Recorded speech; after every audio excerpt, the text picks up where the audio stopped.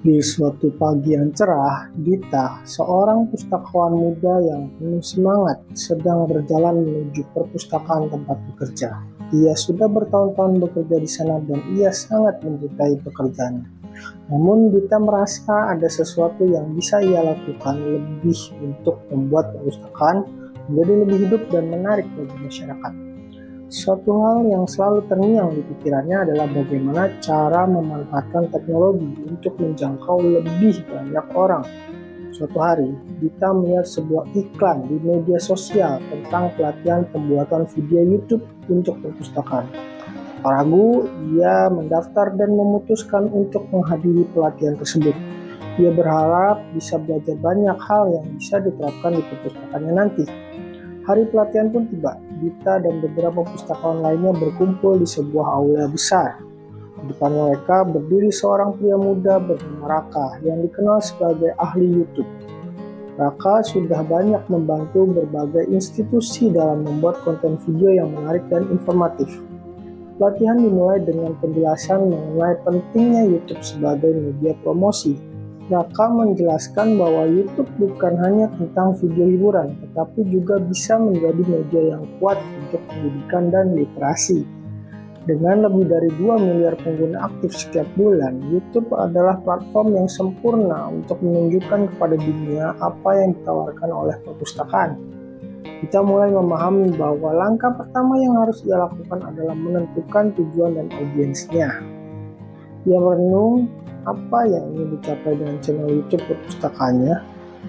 Apakah tujuannya untuk menarik lebih banyak pengunjung, meningkatkan kesadaran tentang program dan layanan perpustakaan, atau memberikan konten pendidikan.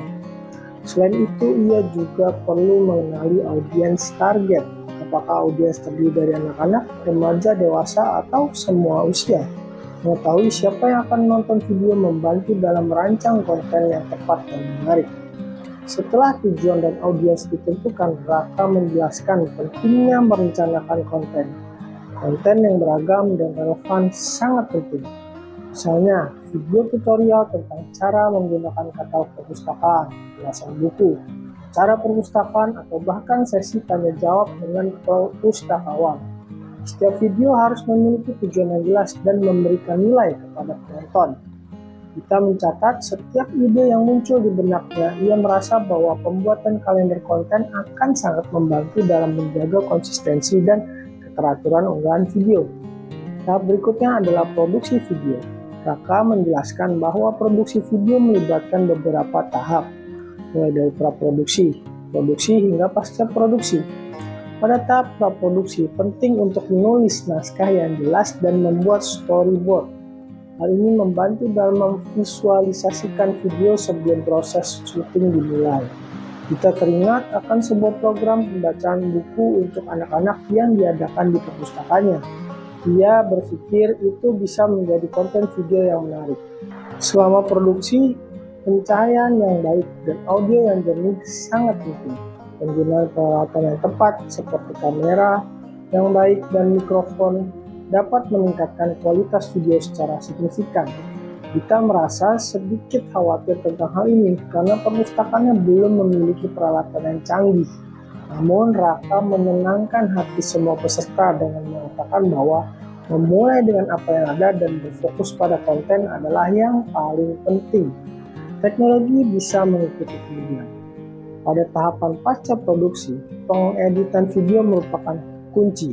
Menggunakan software pengeditan yang memadai untuk memotong, menambahkan musik, dan memberikan efek visual dapat membuat video lebih menarik. Kita membayangkan bagaimana ia bisa menambahkan efek visual pada video pembacaan buku untuk membuatnya lebih hidup dan menarik bagi anak-anak.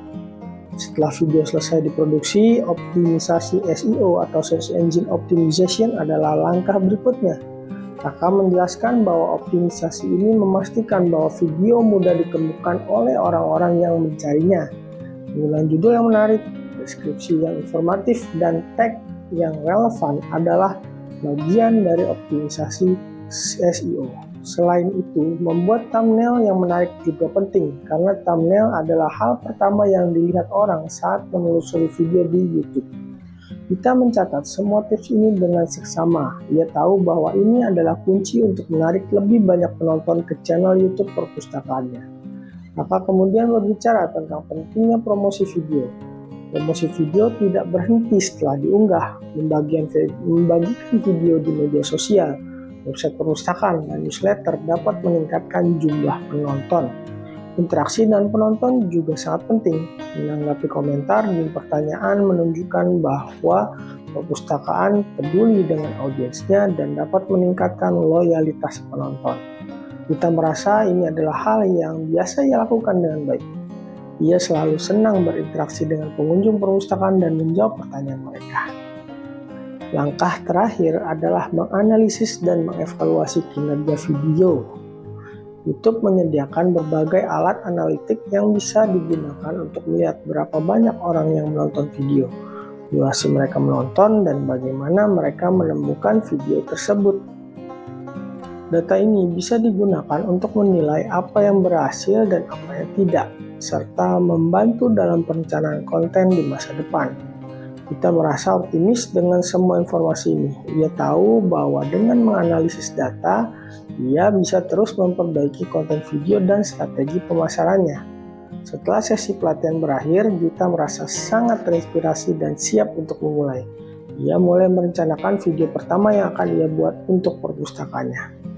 Ia memutuskan untuk membuat video tutorial tentang cara penggunaan katalog perpustakaan, karena ia sering mendapat pertanyaan tentang hal ini dari pengunjung.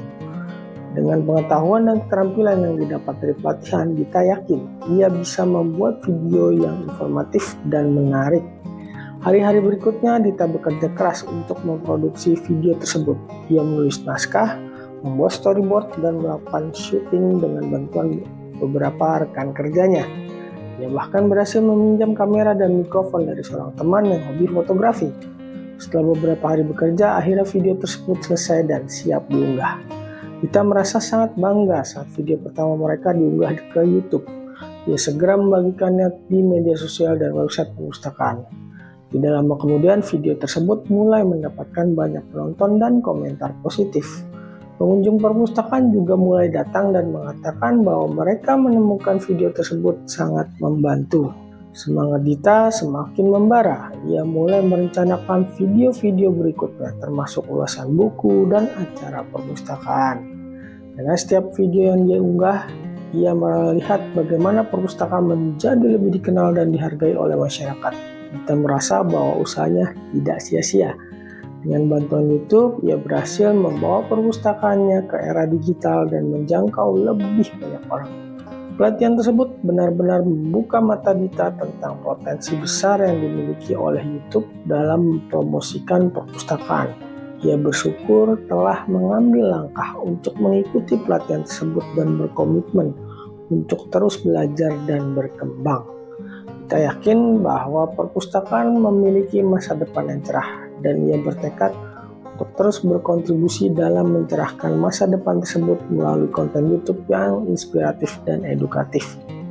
Oke, untuk selanjutnya silahkan mengerjakan soal penugasan berikut ini. Berdasarkan cerita, mengapa penting bagi Dita untuk menentukan tujuan dan audiens sebelum memulai channel YouTube perpustakaannya? Jelaskan bagaimana pemahaman yang baik tentang tujuan dan audiens dapat mempengaruhi perencanaan dan pembuatan konten video. Yang kedua, Dita memutuskan untuk membuat kalender konten untuk channel YouTube perpustakaannya. Mengapa perencanaan konten jangka panjang seperti ini penting? Yang ketiga, dalam tahap produksi video, Dita menghadapi beberapa tantangan teknis seperti pencahayaan dan audio yang jernih. Jelaskan langkah-langkah apa saja yang dapat diambil untuk mengatasi tantangan ini dan bagaimana hal tersebut dapat meningkatkan kualitas video.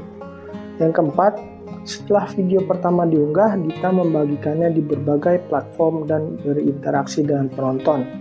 Mengapa promosi video di luar YouTube itu penting dan bagaimana interaksi dengan penonton dapat meningkatkan loyalitas dan engagement. Yang kelima, buatlah sebuah video promosi perpustakaan dan upload di YouTube. Lalu link video di YouTube tersebut cantumkan di file jawaban penugasan Anda. Jadi Anda tidak perlu mengupload video tersebut ke LDK. Untuk durasi video tidak ada batasan minimal atau maksimal.